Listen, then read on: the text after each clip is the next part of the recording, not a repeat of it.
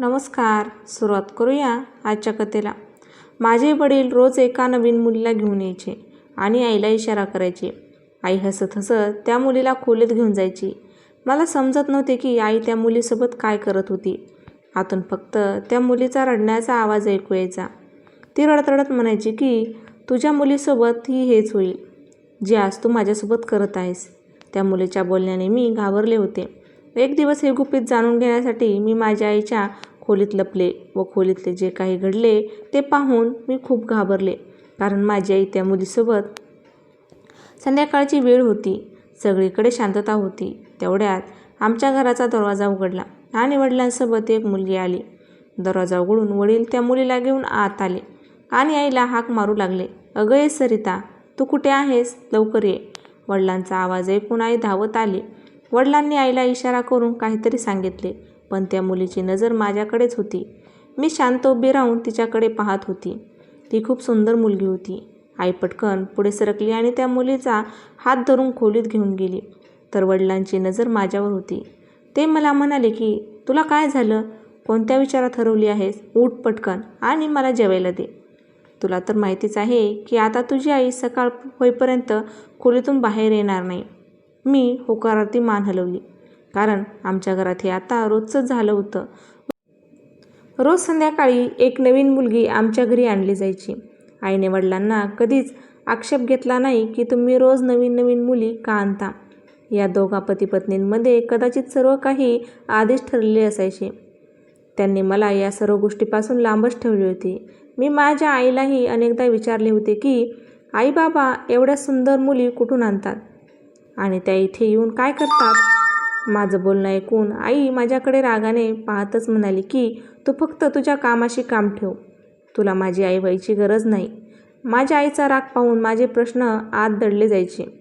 माझ्या घरची ही परिस्थिती पाहून माझ्या मनात अनेक प्रश्न निर्माण व्हायचे, पण मी गप्प बसायचे, कारण माझ्या प्रश्नांची उत्तरं कोणाकडेच नव्हती. मी उठून वडिलांना जेवायला दिले आणि स्वतः स्वयंपाकघरात बसून जेवू लागले. जेवण झाल्यावर मी भांडी गोळा केली आणि झोपायला माझ्या खोलीत गेले. आमच्या घरातील सर्व लोक खूप लवकर झोपायचे आणि सकाळी लवकर उठायचे. मी पाहिलं की माझे वडील बाहेर वरांड्यात झोपले आहेत, पण मला झोप येत नव्हती. झोप माझ्या डोळ्यांपासून कोस दूर होती, कारण त्या मुलीचा चेहरा पुन्हा पुन्हा माझ्या डोळ्यासमोर येत होता. असं वाटत होतं की तिला मला काहीतरी सांगायचे आहे, तिला माझ्यासोबत काहीतरी शेअर करायचे आहे. मी बराच वेळ बेडरूमवर इकडे तिकडे लोळत होते. नंतर मी मजबूर होऊन उठून बसले. मी खिडकीतून बाहेर बघितले तर माझे वडील गाढ झोपले होते. मी दबक्या पावलांनी खोलीतून बाहेर पडले आणि आईच्या खोलीकडे जाऊ लागले. रात्री आईच्या खोलीत जाण्याची माझी आजपर्यंत हिंमत झाली नव्हती, पण आज का कळत नाही माझा स्वतःवर ताबा राहिला नव्हता. मी दरवाजापाशी जाऊन उभी राहून दरवाजा उघडण्याचा प्रयत्न केला, पण दरवाजा आतून बंद असल्याचे पाहून आश्चर्यचकित झाले. मी स्तब्ध उभी होते की तेवढ्यात त्या मुलीचा आवाज माझ्या कानात घुमू लागला. ती रडत होती आणि रडता रडता म्हणू लागली, एक दिवस तुझ्या मुलीसोबतही असेच होईल जे तू आज माझ्यासोबत करत आहेस, कारण असे समजू नको की याची तुला माफी दिली जाईल. तुझ्यावरही अशीच वेळ येईल जेव्हा तुझ्या डोळ्यासमोर तुझ्या मुलीसोबत हे सगळं घडेल, पण तुझी इच्छा असली तरी तुला थांबवता येणार नाही. तेवढ्यात माझ्या कानात माझ्या आईचा भारदस्त आवाज आला. ती म्हणू लागली, बकवास बंद कर आणि शांतपणे तुझं काम कर. पुन्हा त्या मुलीच्या रडण्याचा आवाज ऐकू आला तेव्हा मी खूप घाबरले. मी थरथर कापू लागले. माझ्यात आता उभं राहण्याची हिंमत होत नव्हती, म्हणून मी घाईघाईने माझ्या खोलीत येऊन डोक्याला हात लावून बसले. माझ्या डोळ्यातून अश्रू वाहत होते. गेल्या 3 महिन्यापासून बाबा तरुण मुलींना घरी घेऊन येत होते. या 3 महिन्यात येणारी प्रत्येक मुलगी मला असेच आशीर्वाद देत असेल का? आणि त्या मुली माझ्या आईसमोर अशी सुटकेची भीक मागत असतील का? पण माझी आई त्या मुलीसोबत असं काय करायची की त्या मुली रडायच्या आणि मग मला श्राप द्यायला मजबूर व्हायच्या? या प्रश्नाने माझी डोकेदुखी वाढली होती. झोप माझ्या डोळ्यांपासून कोस दूर गेली होती. विचार करता करता कधी सकाळ झाली कळालेच नाही. सकाळ होताच आई खोलीतून बाहेर पडली होती आणि तिच्या मागे ती मुलगी पण होती, जिला वडील आज घरी घेऊन आले होते. तिची अवस्था खूप वाईट होती. ती पूर्वीसारखी राहिली नव्हती. तिचे दोन्ही पाय थरथर कापत होते आणि ती सारखी तिच्या पायांना हात लावून लंगडत लंगडत चालत होती. आईने वडिलांना उठवले आणि म्हणाली, या मुलीला घेऊन जा आणि जिथून तुम्ही हिला आणले होते तिथे सोडून या.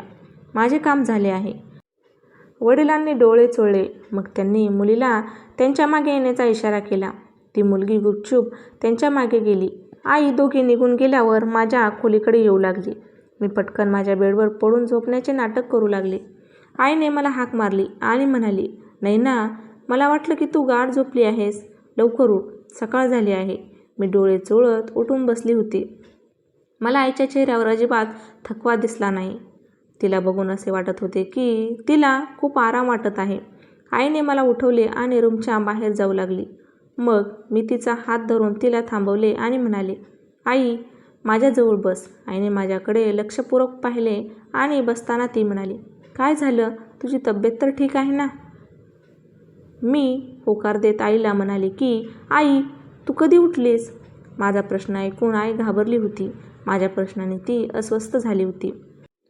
मी थोड्या वेळापूर्वीच उठले आहे. मी खूप अस्वस्थ झाली होती म्हणून मी ढसाढसा रडायला लागले आणि म्हणाले, आई, मला रात्रभर खूप भीतीदायक स्वप्ने पडत राहिली.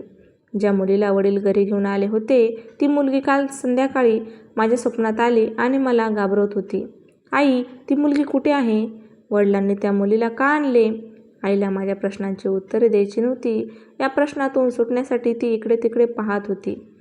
पूर्वी मी आईला कोणताही प्रश्न विचारायचे तेव्हा ती मला ओरडायची. पण आज मी खूप रडत होते आणि मी खोटंही बोलत होते की ती मुलगी माझ्या स्वप्नात आली होती.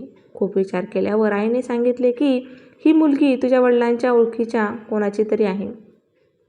तिच्या पतीने तिला घरातून हकलून दिले होते म्हणून तिला आपल्या सोबत घरी घेऊन आले होते.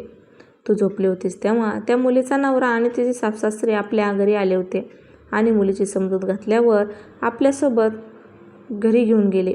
शेवटी आई खोटं बोलली होती. मी म्हटलं की आई बाबा तर दररोज कोणत्या ना कोणत्या मुलीला घरी घेऊन येतात. याचा अर्थ प्रत्येक मुलीचा हाच प्रॉब्लेम असतो का? आईने माझे अश्रू पुसले आणि म्हणाले की या जगात प्रत्येक माणसाची स्वतःची काही ना काही मजबुरी असते. इथे येणारी प्रत्येक मुलगी कुठल्या ना कुठल्या समस्येमुळे येते. तुझ्या छोट्या मनावर जास्त जोर देऊ नकोस. उठ, तोंड धुवून चहा घे. आई एवढं सांगून खोलीतून बाहेर निघून गेली होती. इतकं समजावूनही माझ्या मनात अनेक प्रश्न होते, कारण मला माहिती होतं की आईने खरं सांगितलं नव्हतं. ती खोटं बोलत होती. कसं तरी माझा दिवस निघून गेला आणि संध्याकाळ झाली म्हणून मी पुन्हा वरांड्याच्या कॉटवर बसले होते. आई मला उठवत म्हणाले की नैना, उठ लवकर. असं वाटत आहे की वादळ येणार आहे. घराची सर्व दारं खिडक्या बंद करून घे.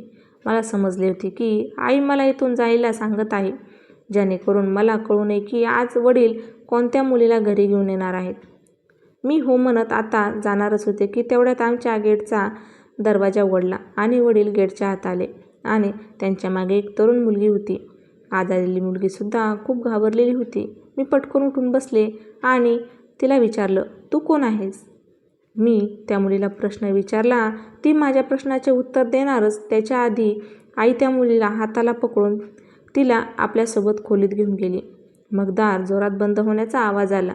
त्यानंतर वडिलांनी माझ्याकडे रागातच पाहिले आणि म्हणाले, तू हे काय करत होतीस? मी घाबरले होते, कारण मी वडिलांच्या रागाला खूप घाबरत होती. मी म्हणाले की काही नाही बाबा, ती मुलगी खूप छान दिसत होती म्हणून मी तिच्यासोबत बोलले. बाबा म्हणाले, खबरदार, आजपासून तू एकाही मुलीशी बोललीस तर. चल उठ, मला खायला दे. मी बाबांना जेवायला दिले. मग माझ्या रूमवर आले. मी वडिलांची लवकरात लवकर झोपण्याची वाट बघत होते, कारण मला पाहिजे होते आज येणारी मुलगी ही मला श्राप देते की नाही. असाच वेळ निघून जात होता आणि मी हळूच बाहेर येऊन पाहिले तर मला वडील गोरत असल्याचा आवाज आला. वडील गाढ झोपी गेले होते. मी पटकन बाहेर पडले.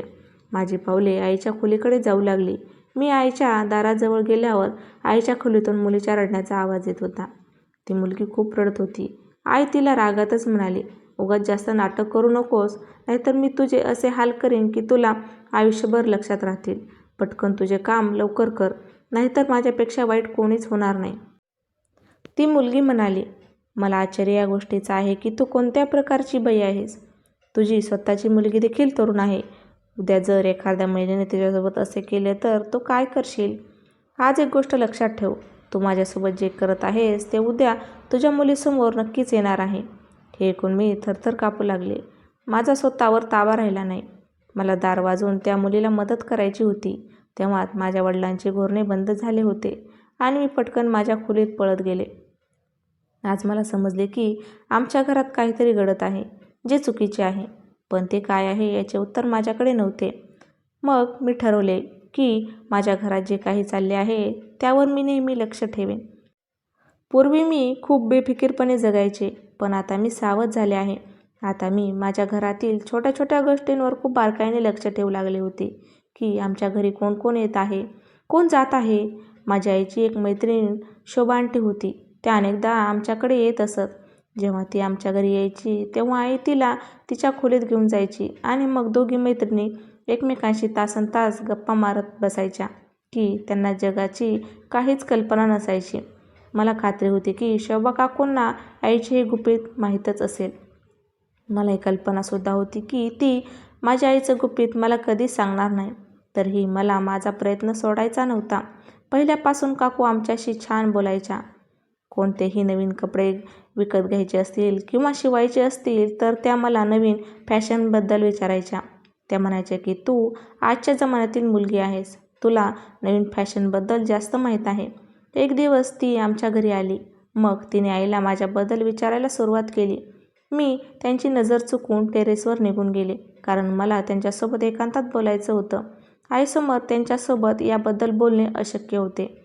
थोड्या वेळात आईने मला आवाज दिला, नैना कुठे आहेस तू? बघ, काकू तुला भेटायला आले आहेत. मी म्हणाले की मी टेरेसवर आहे, इथे छान हवा येत आहे, तू काकूंना टेरेसवर पाठवून दे. माझ्या म्हणण्यावर आईने आंटीला टेरेसवर पाठवून दिले. आंटी मला विचारू लागली की आजच्या फॅशनचा कोणता सूट आहे, मला सांग. मला एक नवीन सूट शिवायचा आहे.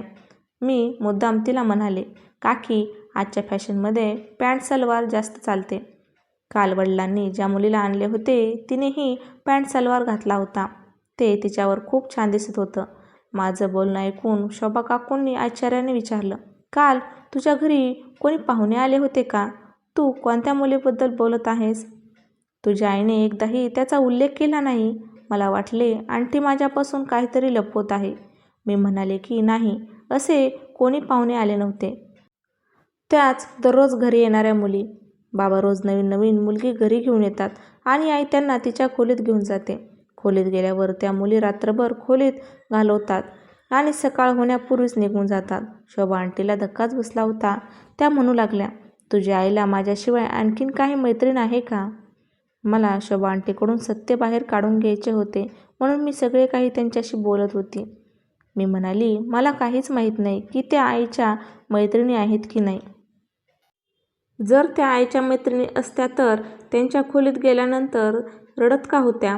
शोभा आंटी कपड्याबद्दल विचारायचं विसरूनच गेल्या होत्या. त्या मला म्हणू लागल्या की नैना, हे तू काय बोलते आहेस? कित्येक वर्षापासून माझं तुमच्या घरी येणं जाणं सुरू आहे, तरी मला या सगळ्या गोष्टी का माहीत नाहीत?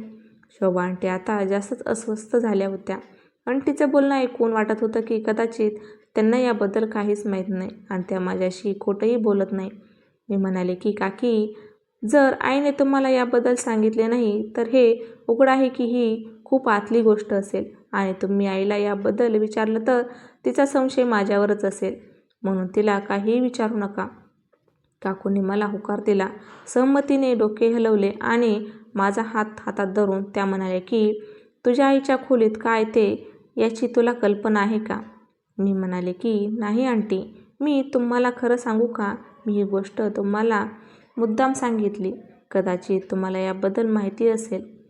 मला त्या मुलींच्या रडण्याचा आवाज सहन होत नाही. आता तुम्ही सांगा की मी त्यांना कशी मदत करू शकेन? शोभा आंटी मला दिलासा देत म्हणाल्या की तू काळजी करू नकोस, आपण दोघी मिळून या समस्येवर काहीतरी तोडगा काढू. मी असे काही करेन की तुझ्या आईला सत्य सांगायला भाग पाडेल. मग मी तुला ते सर्व सांगेन. मी होकारार्थी मान हलवली आणि म्हणाले की आंटी, काहीही करून याबद्दल लवकरात लवकर माहिती काढून घ्या. शोभा आंटी खूप छान बाई होत्या. मी हे काम त्यांच्याकडे सोपवून खूप समाधानी झाले होते. अजूनही आई बाबांची तीच दिनचर्या चालू होती. बाबा रोज नवनवीन मुली आणायचे आणि आई त्या मुलींना तिच्यासोबत खोलीत घेऊन जायची. शोभा आंटी आठवड्याभरानंतर आज घरी आल्या होत्या. मी माझ्या खोलीत बसून अभ्यास करत होते. मग अभ्यास सोडून खिडकीजवळ उभी राहिली. काकूंनी आईला विचारले, काल रात्री तुझ्या घरी भावासोबत कोणी आले होते का? का? आईला प्रश्न ऐकून शॉक बसला. आई म्हणाली, शोभा, तू काय बोलते आहेस? आमच्या घरी कोण येणार? आंटी म्हणाली, सरिता, काल मी स्वतः डोळ्यांनी पाहिलं होतं की रात्री 8 नंतर एक मुलगी तुझ्या घरी आली होती. मी त्याच पाहुण्यांना भेटायला आले आहे. मला वाटलं कदाचित ती तुमची नातेवाईक असेल. आई पटकन प्रकरण हाताळत म्हणाली, अच्छा, ती मुलगी तर फक्त थोड्या वेळासाठी आली होती, त्यामुळे मला तिचा विसर पडला. खरं तर ती नैनाच्या वडिलांची नातेवाईक होती. थोडा वेळ थांबली आणि निघून गेली. शोभा काकू म्हणाले की ठीक आहे. नैना कुठे आहे? मी तिला फॅशन सूटबद्दल विचारायला आले होते. तिने सांगितले की ती इंटरनेटवर शोधून सांगेल, पण अजून तिने सांगितले नाही. आईने काकूंना माझ्या खोलीकडे बोट दाखवले. शोभा काकू माझ्या खोलीत आल्या आणि म्हणाल्या, नैना, तुझी आई तिचे गुपित इतक्या सहजपणे सांगणार नाही. तिच्यासाठी आम्हाला खूप काही करावे लागेल. मी तुझ्यासाठी लपवून ठेवलेला मोबाईल आणला आहे. जर मी आणि तू जास्त बोललो तर मग तुझ्या आईला संशय येईल, म्हणून मी तुझ्याशी मोबाईलवर बोलेन. मी पटकन मोबाईल घेतला आणि माझ्या वहीत लपवून ठेवला. आज पुन्हा रात्री एका मुलीला आमच्या घरी आणले होते. आई त्या मुलीला तिच्या खोलीत घेऊन गेली आणि वडील घोरायला लागले. मी पटकन शोभा आंटींना फोन केला आणि सांगितले की आज बाबा पुन्हा एका मुलीला घरी घेऊन आले आहेत. आई तिला तिच्या खोलीत घेऊन गेली आणि बाबा गाढ झोपी गेले आहेत. आंटी म्हणाली, नैना, तू यावेळी घर सोडू शकतेस का? पण लपून छपून ये, म्हणजे कोणाला कळणार नाही. मग आपण मिळून काहीतरी करू. मी म्हणाले, ठीक आहे, येते. माझ्या येण्याची बातमी ऐकून शोभा आंटी खूप खुश झाली. त्या म्हणाल्या, तू तुमच्या गेटच्या बाहेर जा, मी तिथे येते. मी 2 पावले पुढे गेले आणि गेट उघडले आणि गेटच्या बाहेर आली. माझ्यासमोर शोभा आंटी उभी होती. त्यांनी माझा हात पकडून आपल्यासोबत घेऊन जाऊ लागल्या. त्या म्हणाल्या, चल आधी माझ्या घरी जाऊ, मग आपण काहीतरी विचार करू. मी हे घर यापूर्वी कधीच पाहिले नव्हते, पण जेव्हा मी त्यांच्या घरात पाऊल टाकले तेव्हा त्यांचे घर अतिशय सुंदर आणि जवळजवळ सर्व वस्तूंनी सजवलेले होते. त्यांचे घर पाहून मी थक्क झाली. हे सर्व पाहून मला खूप आश्चर्य वाटले, कारण शोभा आंटी विधवा होती. त्यांच्याकडे इतके पैसे कुठून होते की त्या आपले घर इतके छान बनवतील. तिने माझा हात धरला आणि मला तिच्या खोलीत नेले. नैना म्हणाली की शोभा आंटी, तुम्ही त्या समस्येवर काही तोडगा काढलाय का? त्या म्हणाले की याबद्दल बोलायला अजून पूर्ण रात्र बाकी आहे.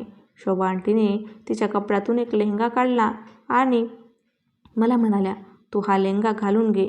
मी तिच्याकडे आश्चर्याने बघितले आणि म्हणाले, हे काय आहे आंटी? आम्ही आमचे काम करायला आलो आहे आणि तुम्ही मला लेहंगा घालायला लावत आहात. आंटी रागाने म्हणाले, मी सांगते तसं कर. मी म्हणाले, पण आंटी. ती म्हणाली, प्लीज माझ्यासाठी हा लेहंगा घाल. ते गुपित जाणून घेण्यासाठी खूप उपयोगी पडेल. मला आंटीचं बोलणं काही समजत नव्हतं, पण त्यांनी खूप आग्रह केला म्हणून मी लेहंगा घालून घेतला. त्यानंतर ती माझा मेकअप करू लागली. मी स्वतःला आरशात पाहिले तर मी खूप सुंदर दिसत होते.